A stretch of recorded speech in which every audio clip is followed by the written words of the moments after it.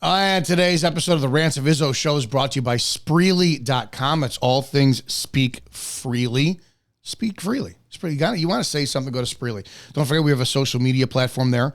If you're like, what is the format like? It's a lot like Facebook. So it's not like Twitter where you're overwhelmed or anything else. It's like Facebook. It's very easy to use and operate. We have our other show lineups. Pete Santilli, Evening Rant, Shannon Joy, Burn Pit Podcast, Eric from Report and Opine, and a lot more. So yeah, there you go. Spreely.com. If you're not listening to it, you're just a piece of shit communist. Let's have a show.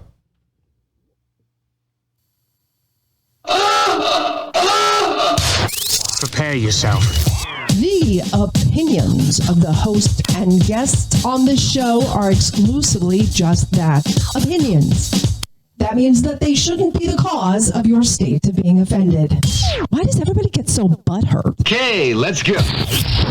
Ready, go!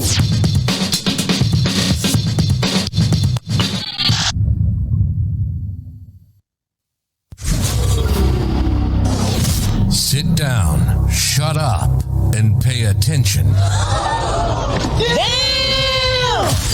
This is the Rants of Izzo Show with your host, Dominic Izzo, from porn to politics.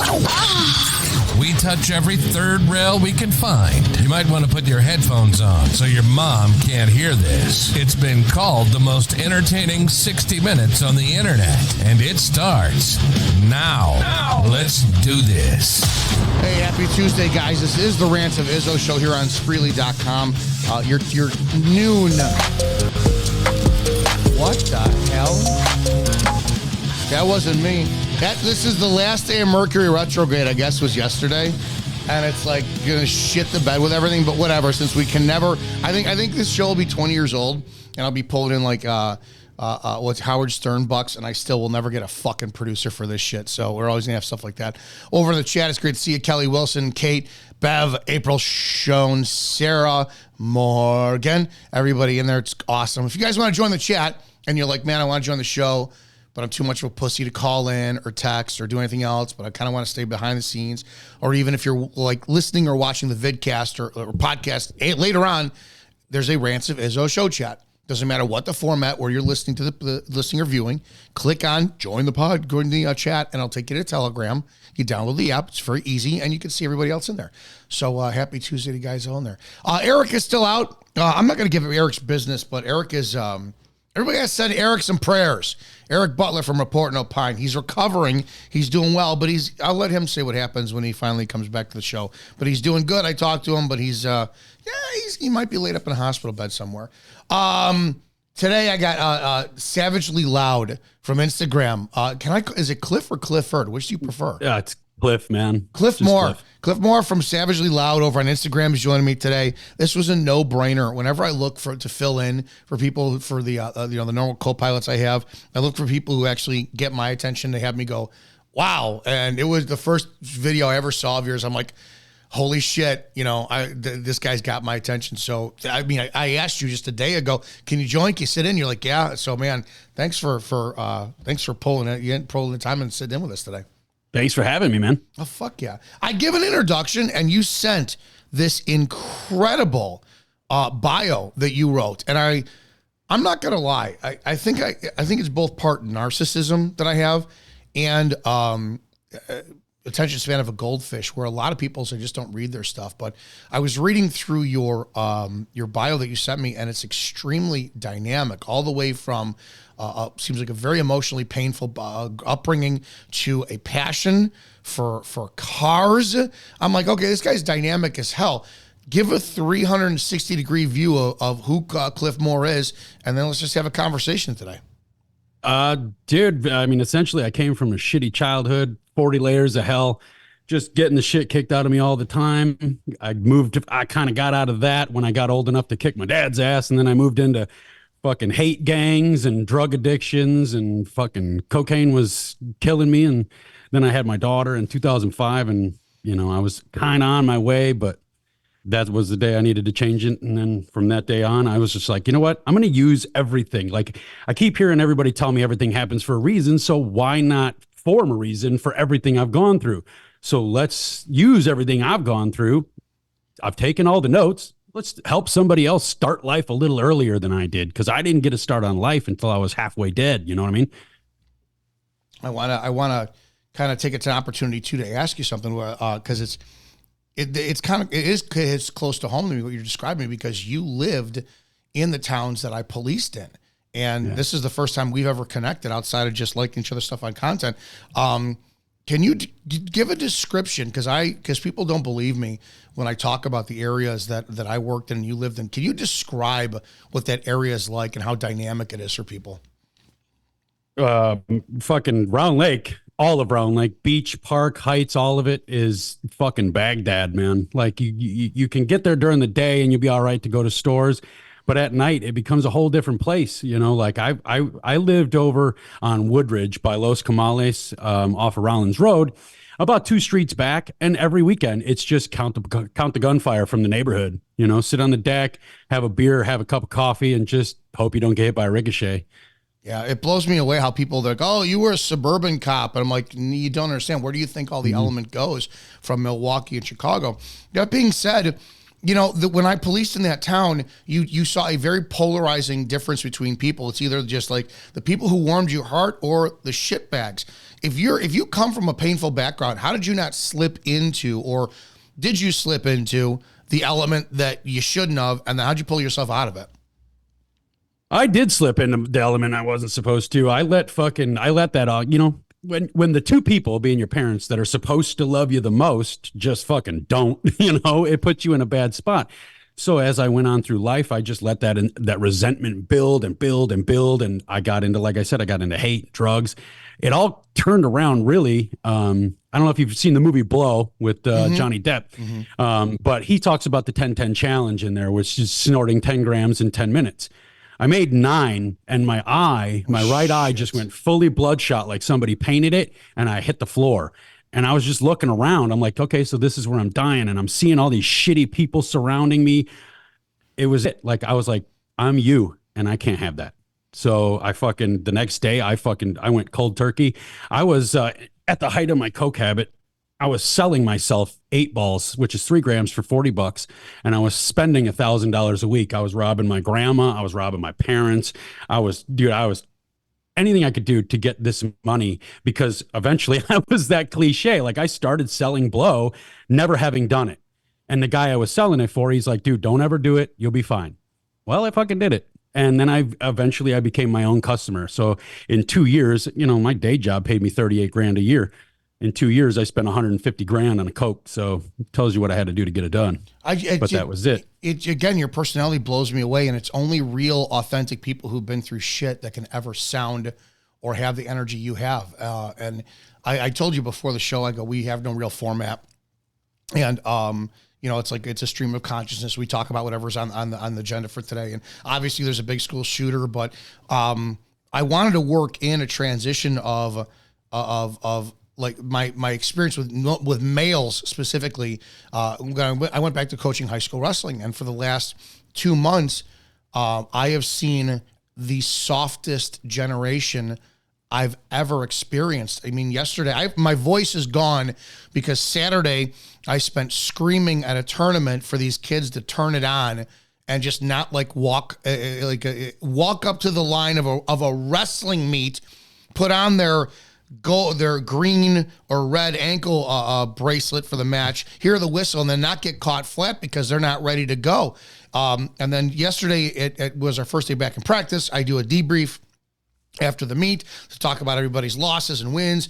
And I said, you know, I want to turn up the intensity. I want you guys to, you know, get the fire and the passion. And I swear to God, 2 seconds after, you know, we close it out, we start warm up. It's still, they're these cold fish. And I'm like, hey, no, I want you to move like this. And I've shown how to move, and I'm going, you guys are 14, 15, 16. I'm 50. And I talked to the coaches afterwards. I'm like, is it just me? And they're like, no, dude, these kids are soft as hell. How? Passion is everything, right? Passion dictates how you're going to do something. You are an extremely passionate man. It takes somebody 10 seconds listening to you to determine that. Is that nurture, nature, environment? What got you so fired up, and then how are we missing that today from kids and life?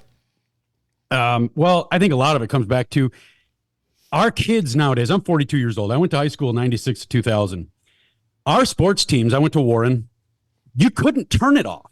Like, you couldn't turn these motherfuckers off. Like, they had a fucking hate and a rage in them that was ready to go at all fucking times. I'd watch the coaches try to pull these dudes back, and they're just chomping at the bit. Well, in the last 20 something years, the entire educational system, if you ask me, that's what's to blame. The entire educational system, because it's creating worker bees. It's creating people that don't have a spine to stand up for themselves, and to basically to back up people's lack of a spine. They've got to make them weaker. They've got to make them softer so they don't do as much physical activity. They don't push the strength and conditioning. They don't push the fucking the football team and the wrestling teams anymore.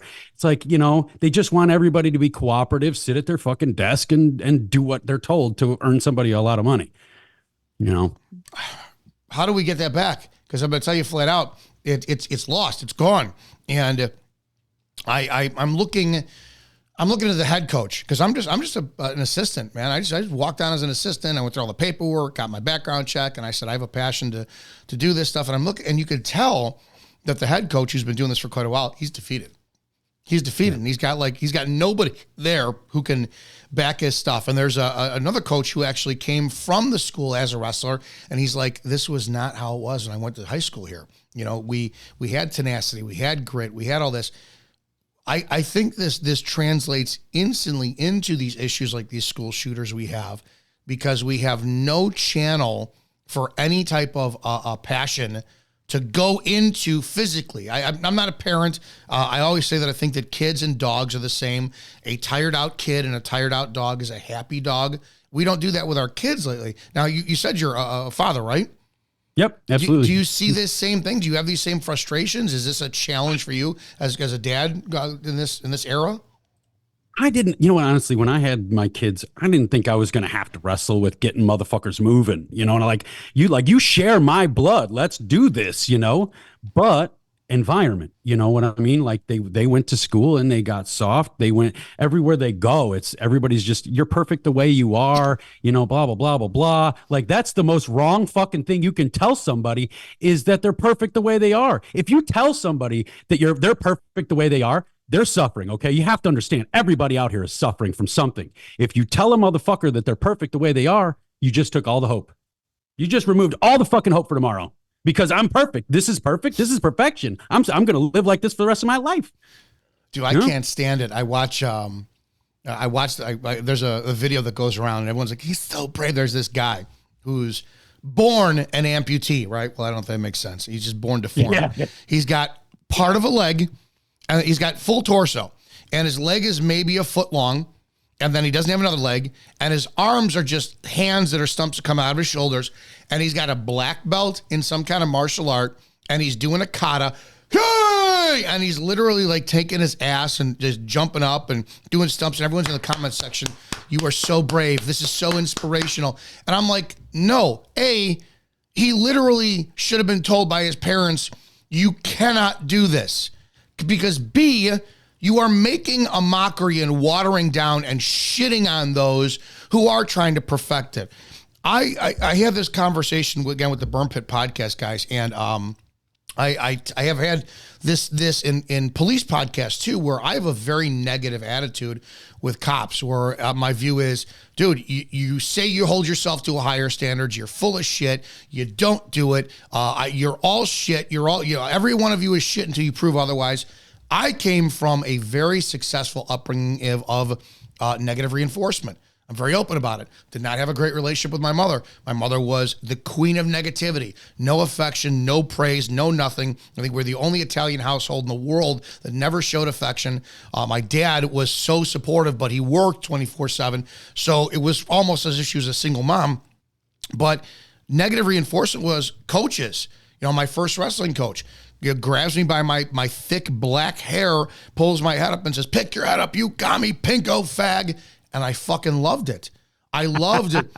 I loved being yelled at. I loved having that male need of approval sought after. Is that something that I think it's an innate male a necessity? Before the show we talked about, he said we need to bring back bullying, and I agree with it. How off the marker are we when it comes to stuff like that? We've strayed so far from any sort of resemblance of a successful society. It's everywhere you fucking turn is just another level of bullshit that is breaking people down. And, if we brought back bullying, I'll say it like it is. If we brought back bullying, we'd have a lot less school shooters because these motherfuckers would be shut down. Or they would be toughened up to realize that, hey, because most of these school shooters, they feel powerless, they feel unheard, they feel unseen. That's why they're doing this. They want to make their mark. In fact, the last school shooter, I just read something that she released her little manifesto, or they did, and it was talking about she just wanted to be famous. She was obsessed with true crime documentaries, and she just wanted to be famous. Maybe if a bully would have shut her ass down, she would have hit the gym, became a little bit more badass, and then looked out across society or her immediate surroundings, saw that bullying somebody else, and then been in a position to stop that and then get that sense of pride from stopping the negativity instead of, continuing it or making it even worse. Dude, I just don't get these kids. I'm not that tall. I'm 5'7", and in high school I was 5'5". I went into high school 5'3" and 104 pounds. And what I learned is I had a very quick wit and a very asshole-ish mouth. And then I learned, well, you better learn how to back it up because there's a lot of bigger kids here for you. And high school was fine for me. I had a great time in it and never had any issues whatsoever because I could back up what my shit mouth was talking. I think that's a necessity. I think we need to teach kids to have egos, to love their fucking egos, to dish it out and to be able to take it. Now, do you see any issues with the social media and the bullying? The reason I ask is I always thought it was crap. I'm like, man, you can't take this fucking bullying shit. You're out of your mind. Until I ran for sheriff in 2018, and I watched the nonstop bullying I got online. It wasn't the bullying. I could take the shit all day long, right? People threaten me all the time. People say shit all the time. And I'm always in the comment section going, more daddy, I'm about to fucking bust right now. Tell me more. But what it was it was so incessant that I kept going back to it. So hours of my day would pass by where I got nothing done because I was obsessed with taking on each comment. And I'm like, oh my God, I can't let this go. So it wasn't the words were hurting me. It got my attention and it got me engaged. On-scene bullying, dude, awesome. Physical bullying, awesome. But do we see a different animal with this online bullying? And do you have any thoughts about that? It's an entirely different animal altogether because it's constant. At least when somebody's bullying you to your face in physical presence, you can get away from it. You can shut them down. You can run. You can move. When it's on social media, it's a constant influx of negativity. And, I'm one of the guys, like I'm sure we all kind of consider ourselves mentally unfuckwithable, as Andy says, you know what I mean? We're just mentally you can't fuck with us. Even myself, like I put out personal development shit and people still feed me the fucking hate, and I read the shit and I'll get like even 10 or 12 really fucking sore comments in. And I'm like, dude, my mentality's changing. Like this has got to go away. Like I got to stop this. It can fuck you up. I don't care who you are. I have to wonder, does it change you? Turns me into a fucking animal. And I'm like, then I get the part where I'm like, I like it. I have a sick, sadistic addiction to confrontation. And I don't know if I chalk it up to shit. What the hell? Oh my God! For one sec, Sarah, I wish we could pay and you could do this stuff. I want to pull up a damn article about the school shooters so we could talk about it. I have an addiction to fighting, even on a verbal level, because it feels fucking good. And I'm like, I thought it was bad, and I thought it was, it's not very Christian-like of you to, tell somebody that, he looks like a half-sucked milk dud, and you're gonna go fuck his mom after you're done talking to him. But I'm like, no, it feels really good, and I like it. Feels really good. No, I don't know. I think we need to bring that part of us back. When you talk about, and talk about Andy and Andy Versailles, who we're talking about, it's like him. I had this conversation with him when he went through what he went through a couple weeks ago with the whole female cop shit. And, I talked to him on the phone about it, and I'm like, dude, I support you, but you got to help me understand why you apologize for this, because, and I ultimately understood it. He did it for he's responsible for a ton of people, in his words, actually cater to the masses, and those people are responsible for putting food on their table through him. So I got that, but even the best of us, we could take shit as far as we want, and I have to wonder what happens if we're not held in check, like what we become if like we can go full on out, and just hurl the fucking attacks and then not be reeled back in. And I wonder what they would do to change us, if at all. But man, I don't know about you, but it feels fucking good to go off on people, and I need to not be comfortable with it. Here's the thing about going off on people. It's like me, typically, like I grew up in a house where God wasn't allowed. My dad's straight. He's not allowed here. So I didn't have any of that moral code growing up. So I was just like, well, let's fucking go. Let's decimate this motherfucker. Let's do this in a fashion that makes him want to go home and get his feet swinging in a doorway and then haunt his kids. Like, let's get going. As I've gotten older and I've gotten kind of my perspectives adjusted, I've found a little less enjoyment in it on a regular basis. So I'll try to avoid it mostly, but I'll tell you what, when it's fucking time, I'm not going to stop. Like I'm going to haunt you. And it does feel really good. I don't know. It is we know, you and I know that if we met when we were younger, and if there was a personality conflict, we know that we would go after each other physically. We would go after each other verbally. If it didn't get physically, and the more shit we would throw at each other out of hate and anger and confrontation, eventually that funnels into, dude, you are cool as shit. And then all of a sudden we bond like that. And people don't get that. They don't get that it's part of the process of men to bond through a confrontation. And it is a pissing match to where, all right, hey, I got you. I'm the alpha now, and you're my subservient. No, it's like, dude, no, we're fucking home team now, dude. It doesn't matter what it is. I think that is so missing. I think women took that out of society by shelving dads being able to raise their sons properly. I think this liberal agenda, which, we need to protect the weakest link out there. No, you need to fucking toughen them up. And I think that society in general does not, I don't think they want strength through confrontation and adversity, but it is people don't get it. It is such a bond you can't break when you're like, fuck you, and time goes by and all of a sudden you're inseparable best friends. Like, I'll give you a personal story about that. So I had a friend back in the day, we were like mid-20s, right? And then we go over to his house. There was a bunch of us. I'd never met his stepdad before. His stepdad's a bad motherfucker, a little bald dude, but he'll fuck your ass up. He's a brick shithouse, So my sister, to preface this, my sister's mentally handicapped. I say mentally retarded because everybody that I know has somebody in their face. We understand it's just slow. You're slower than everybody. That's all right.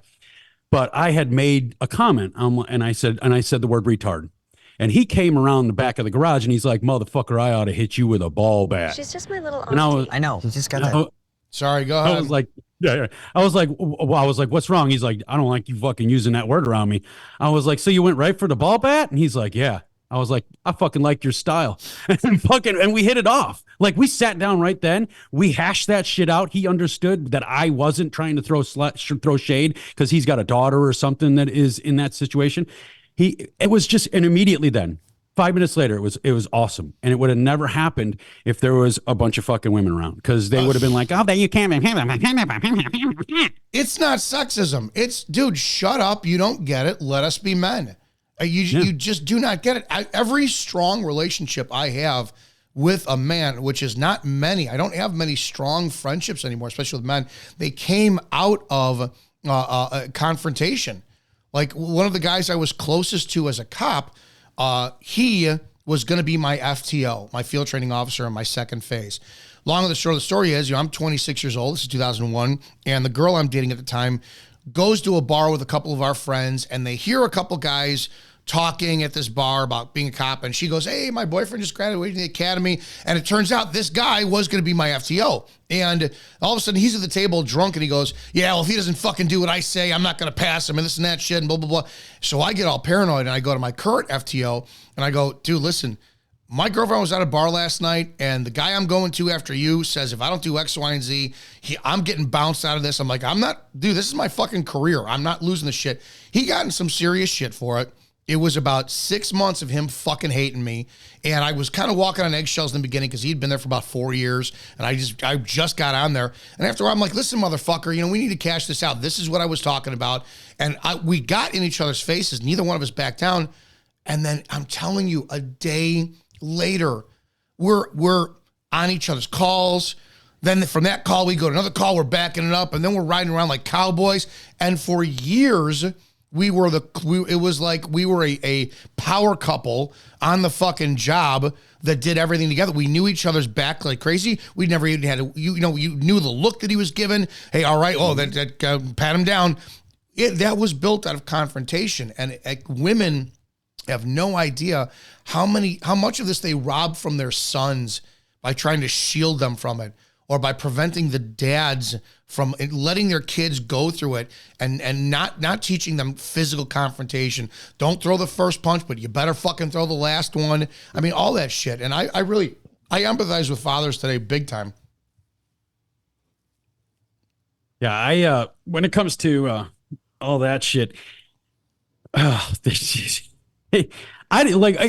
think it's important to preface that it's addressing reality isn't necessarily promoting hate. If you address reality based on gender, it's not hate. If you address reality based on race, it's not hate. It's just reality.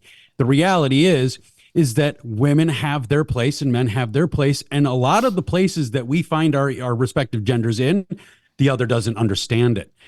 Where the difference lies is if I'm as a man, if I see 2 or 3 women just going at it, they're arguing, I'm not going to interject. I'm not going to try to figure out what the hell they're arguing about. I'm going to let them do their thing. But a lot of the arguments I've been in public places, women tend to interject. Now, I'm not saying it's for any negative reasons. Maybe it's just because they're nurturing and they want to stop and help. But you have to understand that men have this method of operation where we respect strength, and we have to know you're strong to gain our respect. Most of the time we figure out if you're strong or not is because you whooped our ass, like we trade punches and they'd be like, all right, let's just stop this shit before we get bloody, or let's go grab a drink, Blows me away. It's absolutely very different. No, it's 100% different. So you're looking at today, right? Here is a school shooter yesterday. And if this was, I don't know, 2 years ago, the first place my mind would go is, okay, this is a white kid who's disgruntled. But now we're seeing more of these trans kids who are having issues with controlling their emotions, and they go to schools and shoot. And I put this out today. I said, I swear to God, the black community has this so fucked up wrong. How do you guys not realize that in order to get the attention of like your favorite blue liberal checkmark online to scream and rant and rave and go, oh my God, we need gun control, we need to solve this problem, you have to stay in school and shoot in your school, not in your neighborhoods, over who's got the pair of Nikes you want, or what colors your other opposite gang member went, or somebody disrespected you. Stop shooting up your own neighborhoods. You're not getting the attention you need. Stay in school, at least graduate if you can, and shoot up there, and liberals will give you the love you deserve. That's a PSA from the Rants of Izzo show. Of course, it's meant to be satirical. A 15-year-old girl killed a teacher and teen student. So now it's down to 1-1. A 15-year-old girl killed a teacher and teen student in a shooting on Monday at a private Christian school in Madison, Wisconsin. And wounded 6 others, according to the authorities. Natalie Ruppinell, identified as the school shooter who opened fire inside study hall inside Abundant Life Christian School. Madison Police Chief Sean Barnes said, responding to officers found Ruppinell with a self-inflicted gunshot wound. She died on the way to the hospital. And the mainstream media is not going to give too much information around her. The police chief, yesterday I saw the interview where he's like, well, I'm not going to talk about what she identifies because there's no merit in it. Yeah, there is. It's called pattern recognition. But apparently what's going around is that 15, she was a feminist and she hated men. And you said she was looking to be famous. That's what I had read. Yeah. This morning. Thoughts on that? Thoughts on all that? It's modern culture. It's social media. Social media teaches all these kids it doesn't matter. You don't have to know anything. You don't have to have any skills. You've just got to get clicks. You've just got to get fucking people to comment. So you've got these kids out here that are just doing rage bait. They're just saying shit that pisses people off, and then they don't know how to handle it when motherfuckers knock on their door. It's 100% all around this social media, points, clicks, likes, and loves, and all this other shit. When fucking even 20 years ago, it was not that at all. It was you have to operate based on merit. If you want life to chew you up and spit you out, then take that route. But otherwise, you're going to have to do some shit. And nobody hears that anymore. No kid gets their fucking face put to the grindstone. Nobody does at all. I sat there and I make sure I compliment everywhere I go. And in the last month, I've been like a fat fuck and haven't gone to the gym. And I've been eating a lot of fast food. And I cannot believe it's polarizing. It's either the shittiest customer service on the planet, or you get, wow, I can't believe you're getting paid, $15 an hour, and you actually are incredible. So I make sure that I don't care if it's a cashier, I will ask for the manager on duty at the next drive-through window and go, hey, listen, the guy who just served me back there, phenomenal. You need to recognize him or her. They did a great job, and I'm going to call corporate tomorrow with this and that. I can't believe how it's almost assumed or inferred that whatever today's kids' level of instant celebrity is, thanks to social media, they're entitled to it. I've told the story numerous times. I went to my sergeant at my second year on the job, and I'm like, hey, listen, I haven't been sent to any schools, any specialty schools. Why is that? My performance evaluations are always 8 and 9s out of 10s. I show up to work on time. My uniform is polished. I'm great with the community. No public complaints, this and that. How come you guys don't send me to schools? Have you not seen that I'm deemed worthy to go? And he goes, we don't send you anywhere because you don't tell us you want it. I was like, holy shit. I had lost somehow from 15 and 16 when I first started getting into retail. It was you filled out an application, dropped it off at Blockbuster Video or Little Caesars or wherever. And if you didn't hear anything in like 2 or 3 days, I would call, and I would call until I got an interview. Sometimes and you would hound somebody for a week or two until they saw, all right, I have to shut this kid up because he wants to work. They clearly have somebody in the lineup who complains, doesn't want to work. They're gonna get rid of him and replace with me. I lost that in between merit-based performance, showing I wanted it, to telling people I want it. Where are we now with this? Okay, I don't have to show you. I don't have to tell you. Dude, I got social media, man. I fucking earn it. You better acknowledge me as the man right now. And how detrimental is that for us? Just manifest it. Just sit there and think about things, and everything will happen for you if you just manifest. It's fucking bullshit. It's everywhere. Everywhere you look, it's some faux fucking mentality expert fucking whining about manifesting. Yeah, manifestation works if you bust your ass too, Kids, we pushed the manifest, but we lost the bust your ass. You know what I mean? We have none of it, dude. Absolutely none of it. How do we prevent school shooters? I got my methods, but what are your thoughts? You are a parent. I don't know. I have no idea how this is. School shooters have been a phenomenon that have been increasing over the last several years. And every time you have something coming up, it's like, oh yeah, I'll go figure, school shooter. I thought that with the drills and the doors and the lockdowns, I used to pick up my niece at the very same Catholic grammar school that myself and all my sisters went to. It's like Fort Knox. You can't get in, but you got the steel bulletproof doors, the entranceway you can't get into, the drills, get under the desk, hide, all this. How are these school shootings, A, still happening, and B, how do we prevent them? The biggest fucking reason that they're happening is because all of the higher up of the education system, they address this problem like the shooters are coming in from outside. So they put big doors and fucking heavy windows and shutters and all this other shit. The shooters are already inside. So what you're doing is you're just locking the kids in a tin can with this motherfucker. If you want to stop it, we have to start putting the feelings away. When there's a fucking weirdo walking around the school in a trench coat, we got to start being able to pick this motherfucker out. Walk up to him and be like, dude, I don't know if you're fucked up, but you're choosing to appear fucked up to society. So I want to address this because I want to know who you are. Let's have a conversation. You may have a conversation with this dude and find out he's just trying to be unique. But you also may have a conversation with the motherfucker and find out he's got 12 guns in his locker. We have to put the feelings away. We're so fucking tired of offending everybody that we're letting innocent kids die because we didn't want to offend a shithead. Dude, society's so fucked up with, like, it's, I don't know which direction to look anymore, because you have, like I said, liberals will be out of control with this outrage when a school is shot up. But we're in the 15th, well, yesterday 17th, but up to the 15th day, recorded day of December of this year, this month alone in 2024, we've had 83 people shot in Chicago. So 83 people in 15 days. No one gives a fuck whatsoever. You have the condemnation of a school shooter, the not giving a fuck of the black community, the celebration of a fucking CEO from an insurance company being shot. There are people getting tattoos of the guy who murdered the CEO. There are women who are like, oh, he's hot. There's this and that. It blows me away. The bouncing hypocrisy all over the place. As a society, we have no standards or a collective, yeah, that's wrong. I guess it's morals. We have no fucking morals whatsoever on what's right or wrong when it comes to this in the first place. I think that relates to God. Now, I know we're going to touch somebody's private parts here and they're going to get offended, but I'm taking it's my all pants about off. it's all about God, right?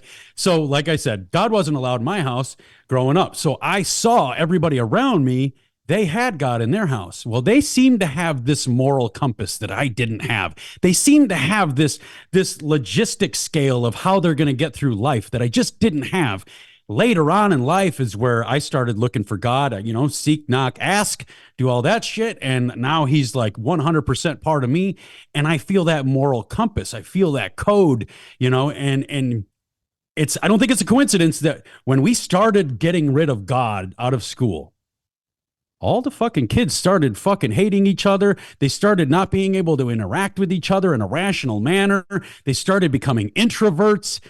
Like everything changed as soon as like God wasn't allowed to be mentioned in school. And obviously I understand the whole separation of church and state, but let's also acknowledge that, this country's a melting pot for everybody, but we've got a certain set of standards. And for the last couple hundred years, we've been a Christian nation. So we can't just put that away because you're a Muslim or you're a fucking Jew or you're this or that. We can all have it together. You can pray to Allah and I can fucking pray to Jesus and we can all do this together. But we've gotten rid of the God part and forced all of the other shit in. You know what I mean? Do you ever look at like the whatever side you're on? Like I would consider myself in the middle. I think there are some ideas of liberalism that are good. I think the idea of free healthcare is good. I think free education is good. I know that both are bad because anytime you give away something free, it's never valued and it's always destroyed. So yeah, that sounds awesome, but it wasn't work. So I guess I would be socially liberal to a degree. I don't care who you marry, what you do, whatever. I'm very tolerant, but I have my own bullshit sins to worry about because I'm a massive fuck up. But I'm conservative. But do you ever see that within the group, if we're talking about conservatives, like the hypocrisy that you will see? The other day, the example I put out was there were some people who had the word patriot in the title of their Instagram commenting on a woman who was arrested for a phone call. I think she may have been on like the phone with some other insurance rep, and the woman used those three words like deny, disclose, or whatever it was. And then she said, "You're next," and hung up the phone. And she was arrested for a threat. And everybody in the good, we need to hold these people accountable. And I took shit for him going, she said, "You're next." Well, that's a threat. Explain to me in the context of "you're next" without any intent whatsoever that that's a threat. Well, you have to assume. I'm going, you guys are fucking stupid. You guys are asking for the cops to be able to just rip you out of your home for offending a culture you don't like now. Do you ever see any hypocrisy from our own when it comes down to our own messages. Oh, fuck yeah, dude. So like I pride myself in being staunchly in the middle. If I'm going to lean, I'm going to lean right. I mean, it's obvious, but there's the whole world is just contrarianism. It seems like conservatives used to be one thing, Democrats used to be another. Now, nobody knows who the fuck they are because they just want to do something that's going to disagree or hinder the progress of the other side. So sometimes you're going to hear conservatives talk about, oh, abortion it's not right. There should be no abortion ever. And then the guy's daughter gets raped and all of a sudden abortion's okay. But then on the left side, you're going to hear nothing but like, well, you should be able to have an abortion when the kid's 15, but then when the conservatives agree with it, then everything changes. That's part of the system. It's to keep us confused. We're going to get nothing but hypocrisy from our own side. And then we're going to go over to the other side and we're going to get it there. And then we're just going to be lost. And it's going to turn everybody nihilistic because you starts you down this mental road of, well, if I can't trust my own and I can't trust them and everybody else around them is full of shit, then nothing matters. You know what I mean? I think it's part of the system, actually. Did you ever comment or do you have any views on the whole Trump phenomenon? I voted for him three times. No, that's a lie. Excuse me. I did not vote in 2016. I sat back because I'd never voted before. I supported him, but I voted in 2020 and then I voted for him in 2024. But I had gotten towards the end of the 2020 election. I'm like, dude, shut the fuck up. Stop with the attacks and do your job and lead the country. And I got tired of it. Did you take any position on the whole MAGA phenomenon and the further divide of the country? Because it seems like the left divided us, and then in the last 4 years, especially in the Biden term, it seems that conservatives have become the same echo chamber and divisiveness that we blame the liberals for in our own little cult. Did you ever talk about that or have any opinions on that? Oh yeah, dude. The Trump phenomenon is that's something special. I think he was the whole reason and he was allowed to get into position. And I'll say, I'm glad he's in position, especially fucking now. Holy shit. Because if Harris got it, America's done. But the only reason this phenomenon of Donald Trump was allowed to happen was because the left lost sight of their original core values. Their original core values was kind of live and let live. You know what I mean? And then they got to a point where it was just like, well, that representative did something so far left and they got a little bit of positivity out of it. So I'm going to go a little bit more left and I'm going to go a little bit more left. Finally, it just became a competition as to who could out left the last guy.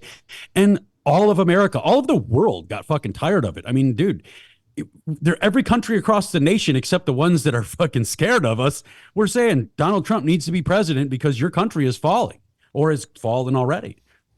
I gotta try to find this. I guess see if I can, because you talk about every nation that's scared of us. Let me pull this up, see if I can get this. I'm going to. I got this. Please tell me I saved it. Where's this guy at? Oh, come on, man! How the hell could I have not saved this? I found a video of the military, somebody in our military, and. Twink is the word I was thinking of, which would be like a real, and he was, how did I not mother effing save this? It was a very effeminate person of color in our military who was like, bitch, just, I'm going to go out and just, you don't need to worry about X, Y, and Z. And I'm like, oh my God. I don't see any military on the planet that that would be afraid of us whatsoever.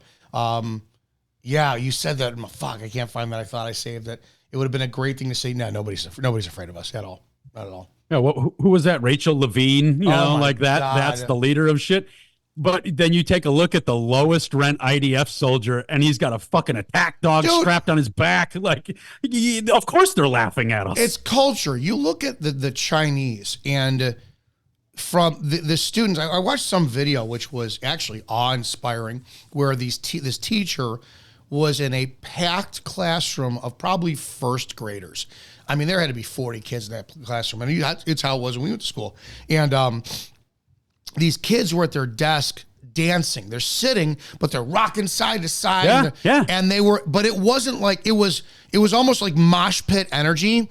And, you know, everyone's in the comment section going, oh, what is this? I'm going, dude, it's state changing.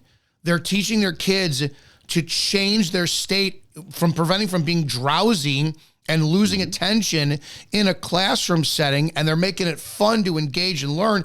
If the Chinese comes, they are going to fucking own us if they walk all over this country. Nobody should ever be afraid of the American military right now at all. No, and here's the other thing is, even, you know, like the American military is bad. It's a group of bad motherfuckers. There's no doubt about it. But it's been infiltrated by weakness to a point where it's almost lost. Like I've never in my life been more scared to hear about a world conflict than I am right now. Because I know that fucking half of our military is only worried about pronouns and fucking slapping dildos at each other. Like, and the other half is going to be doing the jobs. Now, here's the other thing to think about is when you've got these effeminate motherfuckers out there and women out there too, field soldiers, we have it in us, ingrained in our DNA as men, to protect females. It's just the way it is. So when you have females and you have men who are female-like out there, now the people that are actually our fucking men that are out there doing the fucking job are now torn in three directions because, well, they're our brothers and sisters from our fucking military. Well, it's a woman. Well, he might be a woman. I'm not sure how to feel about this, all while the bad guys are winning. You know what I mean? It's just a bad idea. It blows me away. I've said that for a million times, and I'm very anti females in law enforcement and in the military because that's what we want to do. We're going to go save, you know, I put a video up the other day of 4 NYPD cops who were beating the shit out of a black guy trying to take him into custody. I'm like, really?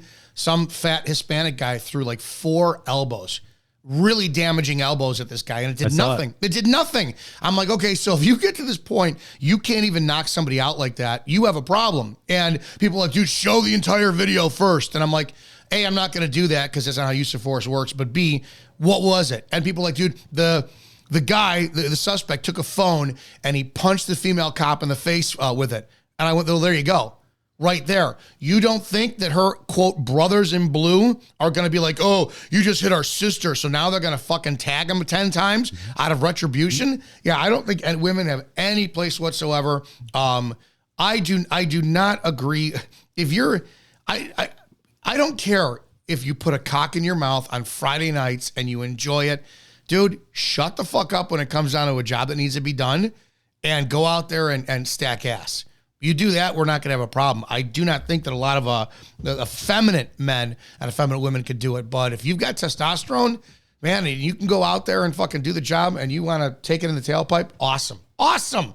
I hear prostate climaxes are amazing. Fucking ridiculous. I can't find that damn video. When they hook you just right. Dude, and you know, you just got to get in there on that. I want to ask you about not only our military, but if you have, did you ever have experience with law enforcement at all and going through what you went through? I've never been in law enforcement, but I was a fucking highly sought after target at Gray's Lake for a long time. All right, so you've interacted with cops. There's my question. Does it bother you? I know how they are. I know how Gray's Lake is. I know how we were. I know how everybody was. Does it bother you? The shit attitude that cops have, and I don't mean to disrespect you. If you come from a path of criminal behavior, then you can speak on this. I don't think that people should be treated like shit by cops. I think that's the court's job. You know, punish them on the court level. But cops, for some strange reason, and the public thinks that it should be the police officer who punishes the people who break the law. It's the police officer who should dish out the physical punishment and all that shit. It's the cops who have the egos that they don't realize, yeah, you take that badge off and that gun off and you're alone in a store, you're probably going to get your fucking bell rung because your backup isn't there. Did you ever step out of that environment and go, man, we do have some impatient, shitty law enforcement who has no business acting or interacting with society? Or how was your experience? My experience, I'll be honest with you, I had multiple run-ins with cops, and then not only Gray's Lake, but other communities as well. The number one problem with this attitude that cops always approached people like me with, and I understood it, but I'm an anomaly. I consider myself an anomaly. because I understood they have a job to do. I have a job to do. We don't have to hate each other, but we've got to avoid each other or, whatever. Well, they would approach, and the problem is they would approach me with this huge attitude because they sat in the fucking car working themselves up. They had my name pulled up. They had my description pulled up. They had my record pulled up. So they're like, I'm getting ready for this motherfucker. He's going to do this. He's going to do this. I'm going to be ready for this motherfucker. Instead of just handling the situation, like, let's just figure it out. Maybe I was a shitbag, but maybe I'm a normal dude too. So you could walk up to the window and be cool. Now, I had a couple of male officers that did approach with some attitude, and I didn't shut it down. I just had a conversation with them. Because I also too, I was the both hands on the wheel. I want you to be safe. I want you to feel safe. We'll all get out of this. You know what I mean? Area. It's funny because where you lived, I don't know if you remember Lakeshore Drive. That was just a few South Lakeshore. That was just a few streets over from you. The 1300 block had one of the leaders of the Latin Kings on it. I can't remember his name or shit, but he had a classic like 1950s Chevy he used to drive around. And then we did have, I think he may be still sitting in federal prison, but Martin Valdez was a big cartel member that lived up in the Round Lake area.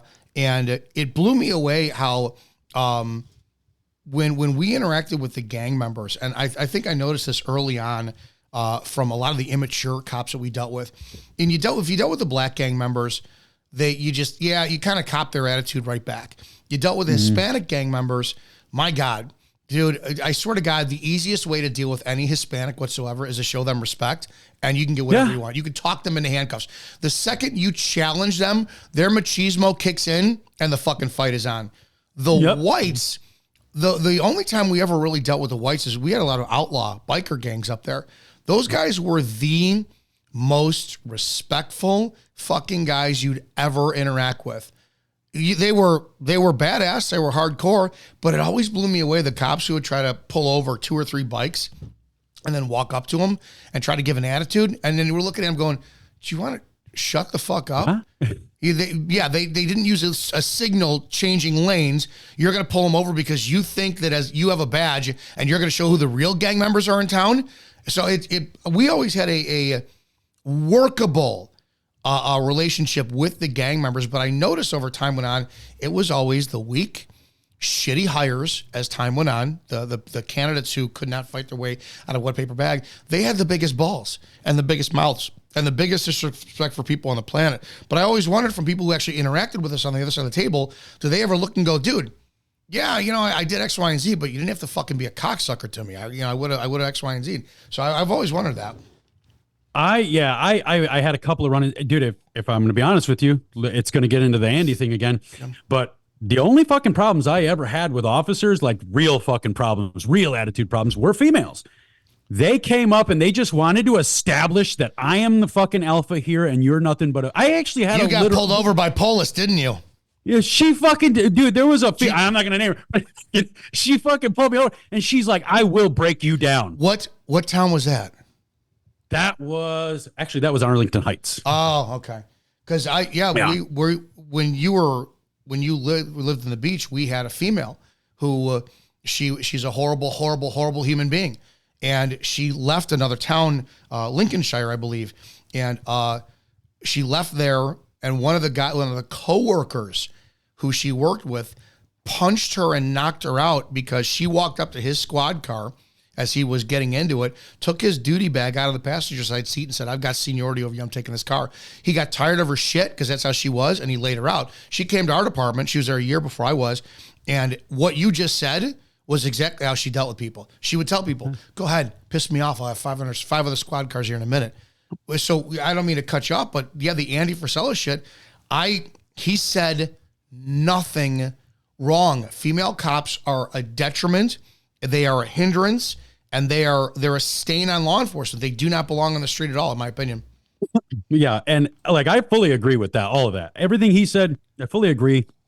I get it. It's a little bit cringy for normal people to hear it out loud, but it's not wrong. And, if it's just the reality of things, I remember that reading stories or hearing stories from my grandmother about how she was like her and all the women back in the day were just so thankful that they didn't have to go out and get in harm's way. They didn't have to go out on the high lines and fucking run power wires. They didn't have to fucking work out in the sewers in 20 below. Like, they were grateful.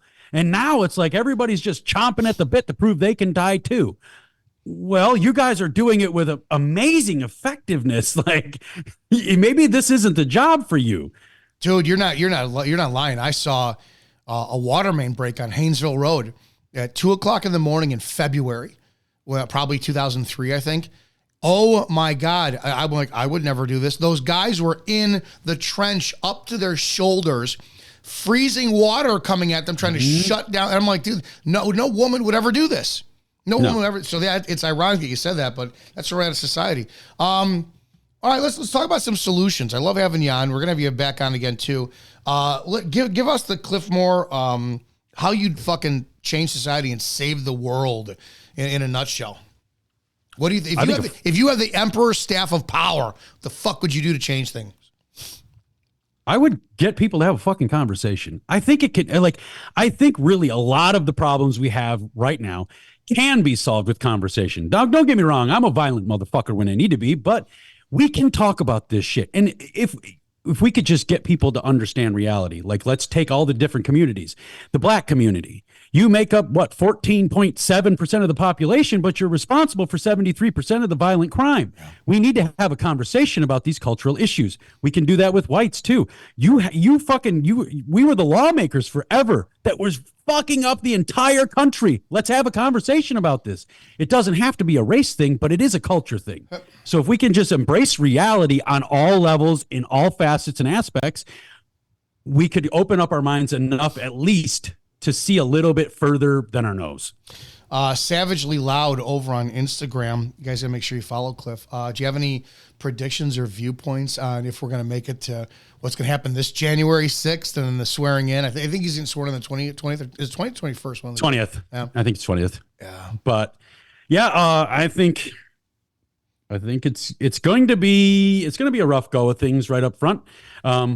There is some hope. I mean, dude, ever since he got elected, kind of shit's been fixing itself. Like, all the migrant caravans are dropping off, all the fucking Russia's like, hey man, maybe we should talk about this. China's like, hey man, maybe we should talk about this. North Korea's like, hey man, I'm still fucking not wanting to talk about it, but everybody else is talking about it. So maybe we should talk about it too.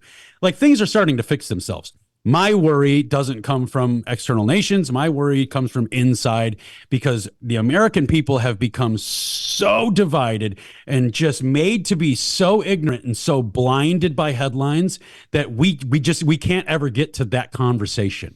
You know what I mean? Yeah. All right. So what happens in 2028? I want to go just a little bit.